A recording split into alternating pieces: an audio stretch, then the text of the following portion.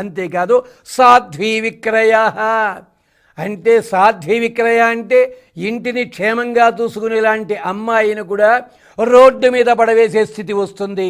అలాంటి వాళ్ళకి పాపమే. అశ్వవణిక్ బంధన రక్షిత అంటే గుర్రములతో పందెములు కాసేవాడు, గుర్రములని అమ్మేవాడు, గుర్రములతో వ్యాపారం చేసేవాడు, వీళ్ళందరూ కూడా భార్యా విక్రయకర్త, భార్యని అమ్ముకునేవాడు. హరిశ్చంద్రుడు కూడా అందుకనే నరకం పడాల్సి వచ్చింది. భార్యని పణంగా ఒడ్డాడు గనకనే ధర్మరాజు కూడా ఇబ్బంది పడాల్సి వచ్చింది. అంచేత వీళ్ళందరూ కూడా నరకానికి వెళ్ళాలి. అంచేతే ధర్మరాజు నరకాన్ని దర్శించాల్సి వచ్చింది. ఎంచేత కేవలం అబద్ధవాడినందుకు కాదు, వీటన్నిటికీ కూడా ఫలితం అక్కడుంది. వీదే పాపము. కేసరీ విక్రయి, కేసరీ విక్రయి అంటే అర్థమేమిటి? కేసరములు కలిగినది అంటే జూలు కలిగినది గుర్రములు, గుర్రములని అమ్మకూడదు. దాని వస్తు వినిమయ పద్ధతి అంటే గుర్రములనిచ్చి వేరే పదార్థములు తాను తీసుకోవాలి, ద్రవ్యములు ఇవ్వాలి. ఇది మనకు ఒకప్పుడు ఇతర దేశీయులు మన పరిపాలించిన రోజుల్లో ఈ సాంప్రదాయం ఉండేది, చరిత్రకారులు చెప్తున్నారు. కేసరీ విక్రయి. అంతేకాదు ఇంద్రియ నిగ్రహం లేనివాడు, మర్యాదా దూషక.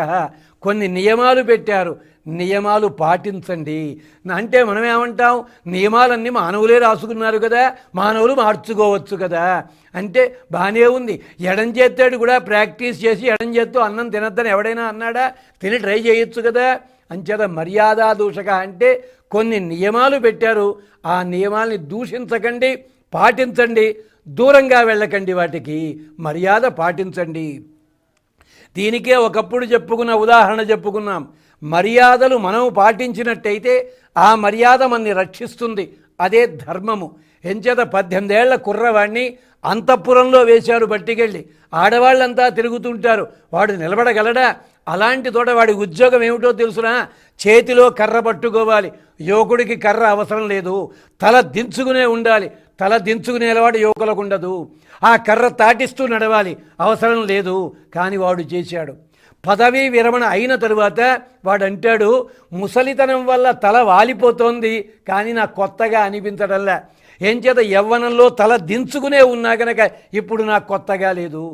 యవ్వనంలో అవసరం లేని రోజుల్లో కర్ర చేత్తోటి పట్టుకు తిరిగా, ముసలితనంలో నా ఈ కర్ర తోడుగా ఉంది, నాకు కొత్త అనిపించటం లేదు. ధర్మము కూడా అంతే. అంచేత మేము మా ఇష్టం వచ్చినట్టు చేస్తామని అనకండి, ధర్మాన్ని పాటించండి.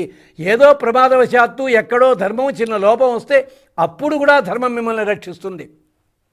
పని కట్టుకుని ధర్మమును దూషించకండి.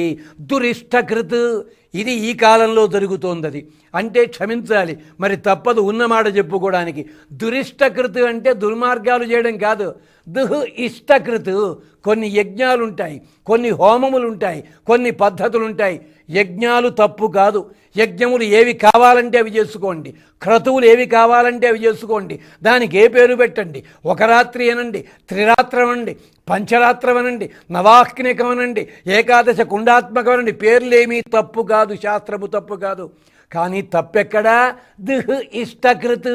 యజ్ఞము చేస్తుంటే యజ్ఞములో ఉండాల్సిన వాళ్ళు కొన్ని ఆహార్యం ధరించాలి, కొన్ని రకాల వేషభాషలు ఉండాలి అక్కడ. అంతే తప్ప జడ విరబోసుకున్న ఆడవాళ్ళు హవిస్సులు వేసే, జీన్స్ ప్యాంట్లు వేసుకున్న కుర్రాళ్ళు హవిస్సులు వేసే, ఒంటి మీద బనీను షర్టు లాంటివి పుచ్చుకుని హవిస్సులు వేసే, యజ్ఞములలో అలాంటి హవిస్సులు ఎక్కడా లేవు. కొన్ని ప్రార్థనా మందిరాలకు వెళ్ళేటప్పుడు నడుముకున్నటువంటి బెల్టులు ఉంటాయి, అంటే తోలుతో తయారు చేసినవి, అవి తీసివేస్తే తప్ప లోపలికి వెళ్ళనివ్వరు. కొన్ని దేవాలయాలకు వెళ్ళేటప్పుడు తలని చుట్టుకు వెళ్ళాలి, మరి కాదంటున్నారా మీరు? అలాంటి వాటికే నియమాలు పాటిస్తుంటే భారతీయ సాంప్రదాయంలో, సనాతన సాంప్రదాయంలో, వేలాది సంవత్సరాలుగా వస్తున్న సాంప్రదాయంలో యజ్ఞములు, క్రతువులు, హోమములు ఉన్నప్పుడు దాంట్లో ఉండేవాళ్ళు నియమం పాటించకపోతే ఎలాగా? అక్కడ యజ్ఞం చేస్తున్నంతసేపు నీ దృష్టి పక్కకి వెళ్ళడానికి వీల్లేదు. జపం చేస్తూనే ఉంటావు, యువతల పక్క ఈ దీంట్లో తిరుగుతూనే ఉంటుంది, దీంట్లో సెల్ ఫోన్లో మాట్లాడుతుంటావు. ఎందుకా జపము, ఎందుకా హోమము? దురిష్టకృత్. అంతేకాదు కొంతమంది ఉంటారు, యాగాలు చేసేటోడు బొట్టు కూడా లేకుండా కూర్చుంటారు. తిలకము ధరిస్తేనే యాగమా అని అడుగుతారు కొంతమంది. కాదు, దానికి సంబంధించిన తిలకము ధరించి తీరాలి.